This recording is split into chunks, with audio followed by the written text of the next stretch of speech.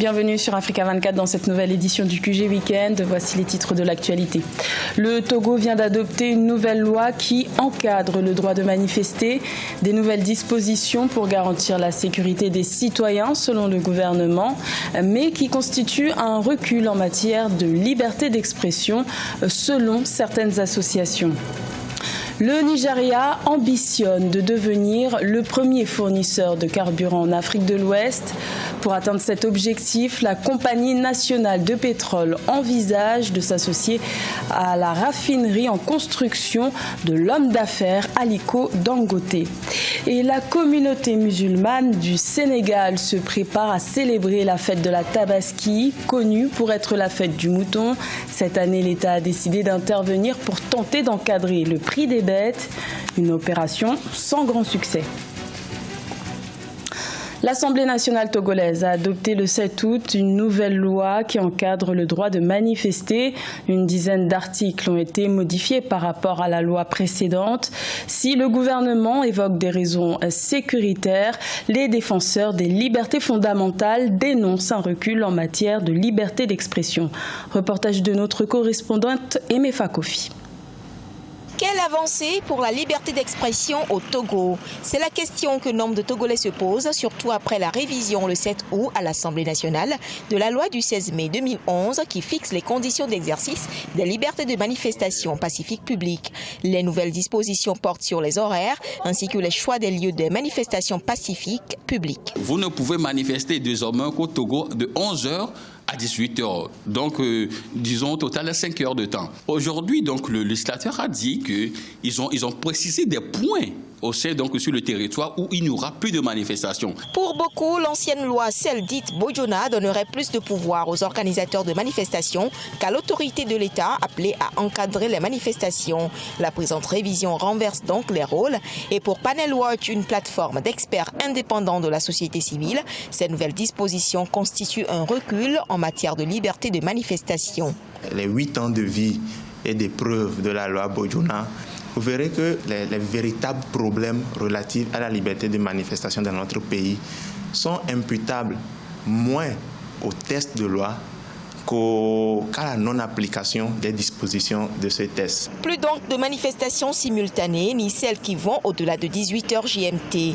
Le nombre de manifestations par semaine peut être aussi réglementé par les autorités compétentes. Pour le gouvernement togolais, ces nouvelles dispositions répondent à un besoin stratégique, économique et sécuritaire.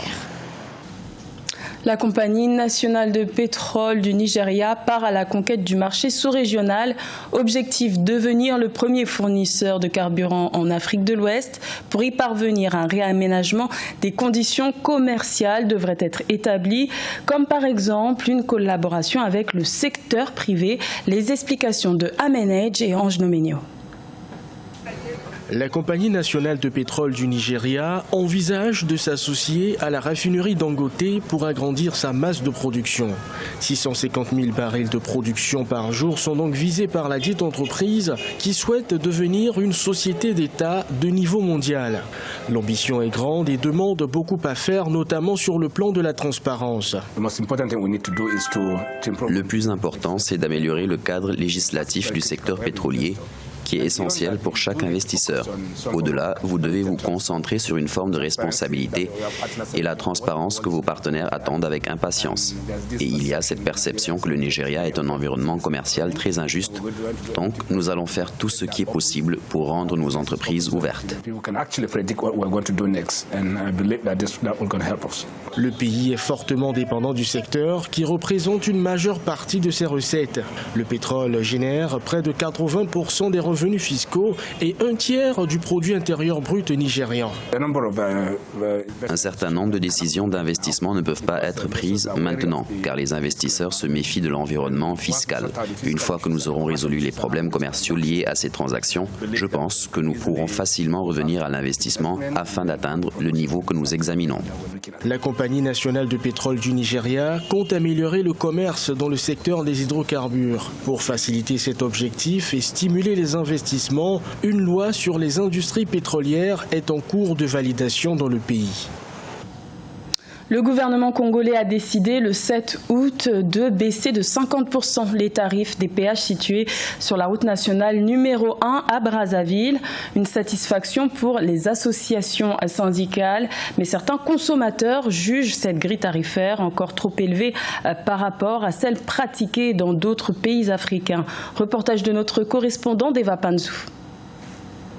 Le gouvernement a décidé de réduire de 50% des prix au péage situés sur les routes nationales numéro 1 Brazzaville-Pointe-Noire, numéro 1 bis Brazzaville-Kinkala-Mindouli et numéro 2 Brazzaville-Ouesso. Décision prise lors de la réunion du Conseil des ministres de ce mercredi 7 août 2019. Ainsi, l'annulation des nouveaux tarifs fixés par le décret du 28 février 2019 est un motif de satisfaction pour les associations syndicales. Nous avons lutté pour la révision de ces prix, ce qui ne nous arrangeait pas dans nos activités.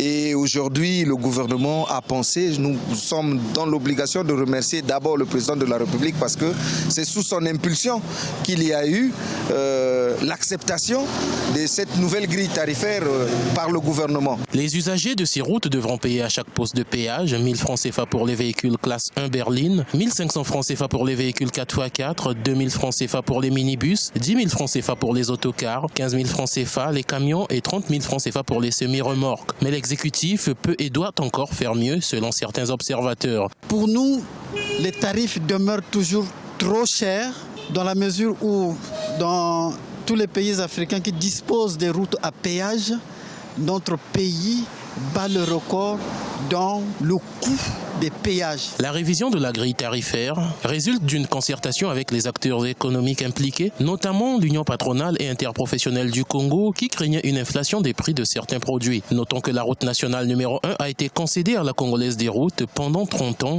en vue d'un meilleur entretien.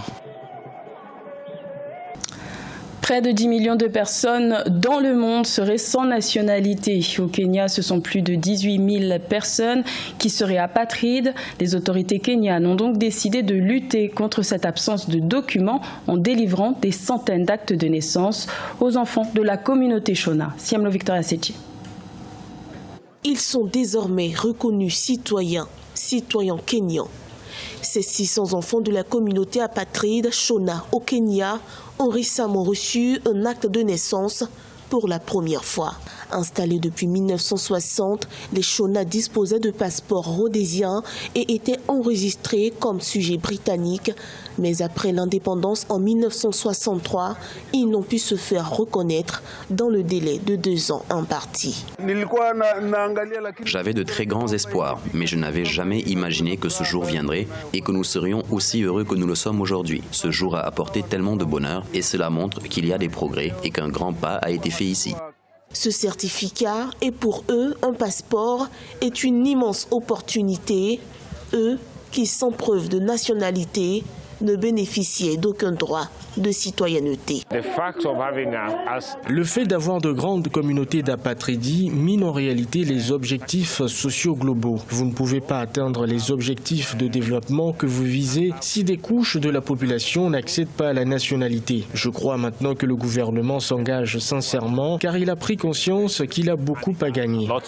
La décision du gouvernement kényan a été vivement saluée par les organismes humanitaires. En 2016, près de 4000 Makondé ont été reconnus comme 43e tribu du pays, une avancée majeure. À ce jour, on estime que 18 500 apatrides vivent toujours au Kenya.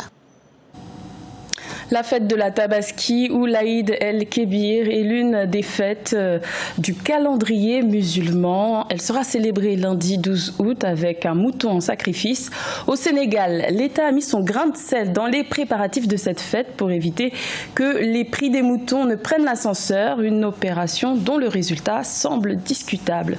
Reportage de notre correspondant El Adjai. Le décor de la fête de Tabaski est déjà planté dans la capitale sénégalaise Dakar, qui est méconnaissable sur certains grands axes. Cette année 2019, pour lutter contre la cherté des prix des moutons, l'État a consacré 1,2 milliard de francs CFA à l'achat d'aliments de bétail dans le cadre de l'opération de sauvegarde du bétail. C'est ainsi que le sac d'aliments de bétail qui coûtait 7 400 francs CFA est maintenant cédé à 5 200 francs CFA, soit une subvention de l'ordre de 29%. Moi, j'ai 6 jours, Cette subvention n'aura aucun impact sur les prix des moutons parce qu'il ne faut pas attendre 6 jours avant la fête pour parler de baisse. Il fallait le faire à 1 ou 2 mois à l'avance.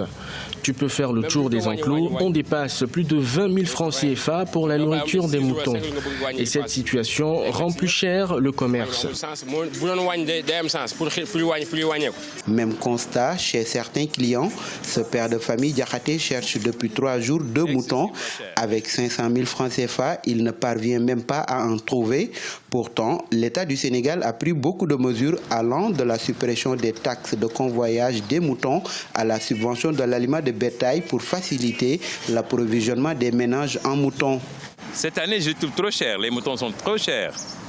Moi, j'en achète d'habitude 2, mais à ce prix, les prix qu'on me demande sont excessifs.